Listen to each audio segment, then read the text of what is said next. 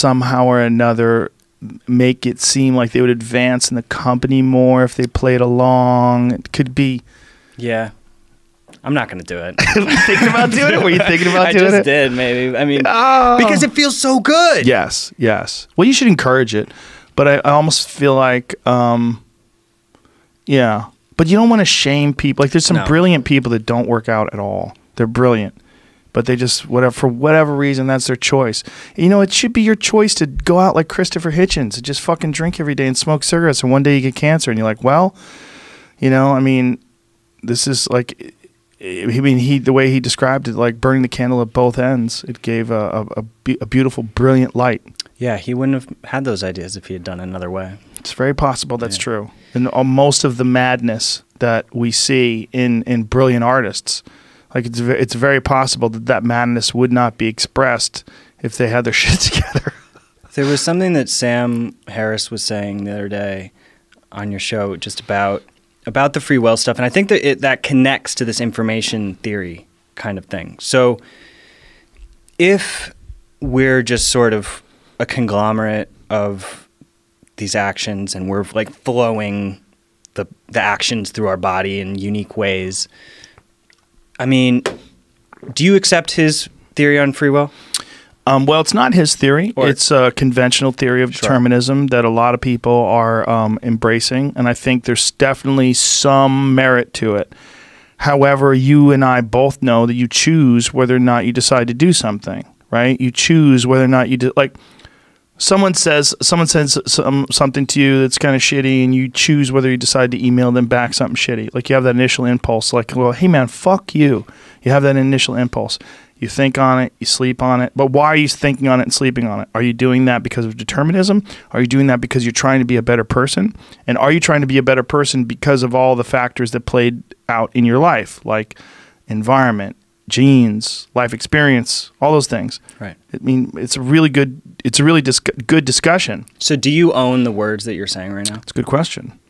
Larry Lessig, who was on here the other day, you guys didn't even talk about this, but he basically is one of the founders of Creative Commons and this whole licensing structure for content, like what we're saying right now. You know, this is going to be licensed. I don't know how. How's it going to be licensed? You and I? Some form right here. This discussion is going to be licensed? Yeah. Okay. I mean, I think you're licensing it in a certain way. Okay. So you have the ability to license it however you want. Right. You could say, hey, anyone can take this and cut it up and remix it, or you could say, no, it's locked down. Mm-hmm. But he helped create this whole licensing array of like 6 different licenses. One says you can do absolutely anything you want with this. Another says you can share it, but you can't make money off it. There's a handful. And so the free will stuff is connected to how we're dealing with information. And like if you think realistically, we don't own what we're saying. We're a part of it. Right. We're a conduit. We're a unique conduit. So I don't think it aligns with how the universe works to really be locking down information. I think that it makes sense probably in certain short-term business, but, you know, I think we have to open it up to what's really going on. What do you mean by like locking down information? Like source code, like classified files, like our content, like music, like video. And now how does this connect to determinism and whether or not you have free will? Because are you the creator of your information? Well, you are certainly if you put in the work. Like, let's say you decide to write a book. I mean, you put hundreds and hundreds of hours into this book and edit this book, and then you release the book and someone says, no, you didn't create that. You're a product of determination, and I'm going to just steal your book. That's intellectual theft. Intellectual theft is real. It's certainly real in terms of like the creation of content. It is. Right? If you're a stand-up comedian and someone takes your countless hours of work and steals it, that's intellectual theft. For sure. And then they try to pawn it off as their own through their own selfish needs, their selfish means. That's why attribution is the key part of the Creative Commons licensing structure. Always saying, if you come up with a joke, you know, it came from here. But What if it's a profit? Like, say if you wrote a book and I say, hey, this is a great book written by Bill Ottman. Give me $5 for it. I'm putting it up on my site. You do it. Yeah. Fuck that. I mean, here's the thing. I don't what if somebody makes all the money off of your book because they have a better platform to sell your book and they don't give it to you at all, and you wrote the book. You spent all the time. You did all the work. I would, for certain content that I create, completely give it away. That sounds like a guy who's never written a book. I've written a book. Did you? I mean, I've written a lot of content, yeah. But have you written a book? I've not published, but yeah. But a book that you sell, like if you were an author. But say if you were... I'm not saying people should be forced to do this. Okay, I'm just saying that this, I think, is how creativity happens. And I just don't... People deserve to make money on their content.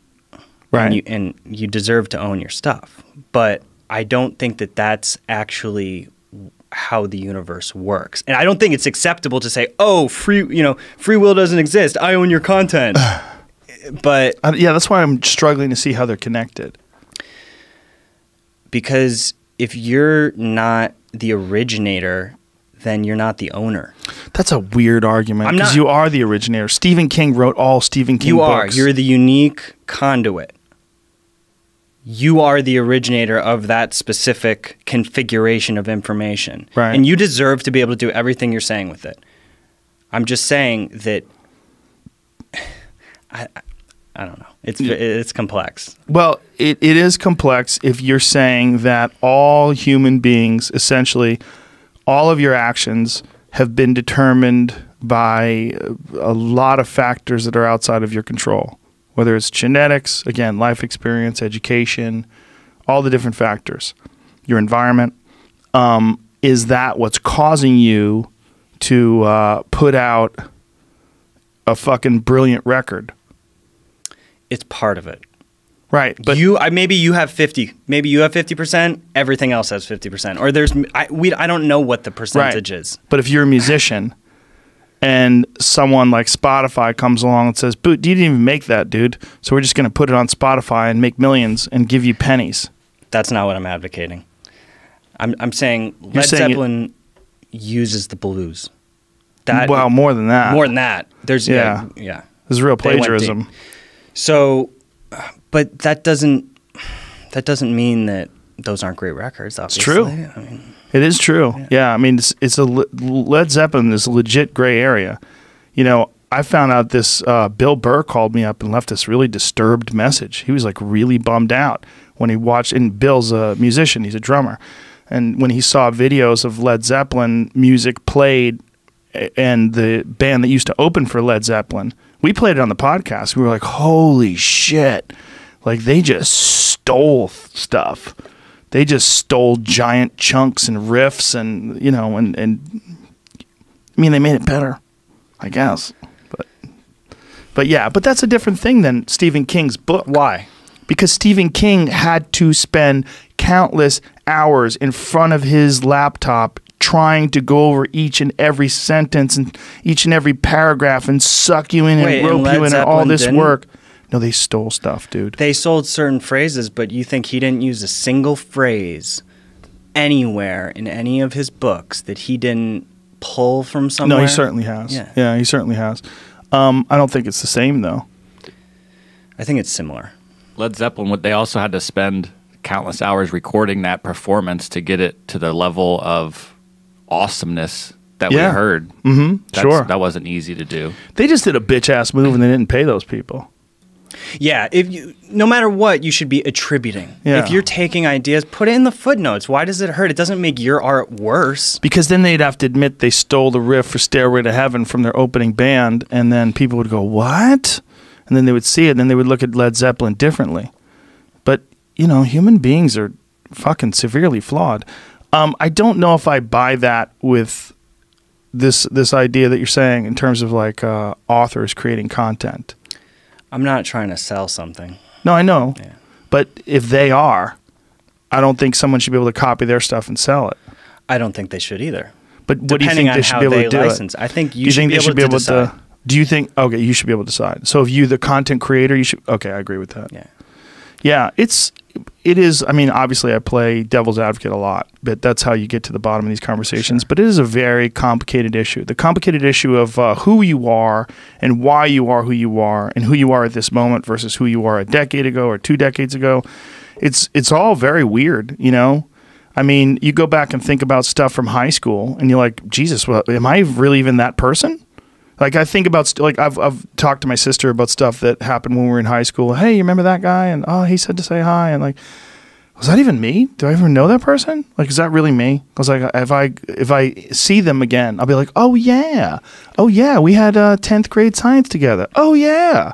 Huh. Crazy. Like, I ran into a guy from my high school, like, a couple of weeks ago, and it was weird. It was so weird. You know, he remembered some strange story from English class. And I was like, wow, you remember that? Like, how weird. And while he was talking to me, I'm like, is that even really me?